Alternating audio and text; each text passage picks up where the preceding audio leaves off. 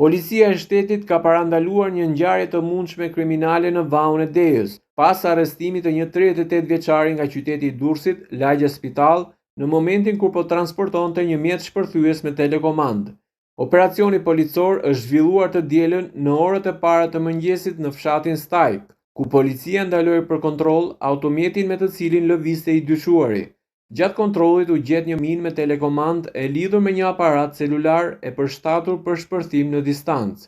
Në përfundim të veprimeve të para, policia ka bërë me dije se u arrestua 38 vjeçari Euglen Buraku, banues në Spital të Durrësit, ndërsa është shpallur në kërkim bashkëpunëtori i tij i dyshuar, shtetasi EP 34 vjeç, po ashtu banues në Durrës. Lidhur me këtë operacion janë siguruar të dhëna në rrugë operative se një shtetas po transportonte një armë shpërthyese të rrezikshme drejt zonës së Shkodrës. Policia organizoi njëherë pritën dhe ndaloi për kontroll automjetin e dyshuar në fshatin Stajk. Në cilësinë e provës materiale u sekuestruan sipas njoftimit të policisë një minë me telekomand e montuar me celular, automjeti me të cilin udhtonte i dyshuari, një maskë që shton dyshimet për një atentat të planifikuar dhe 2 telefona celular, njoftoi policia.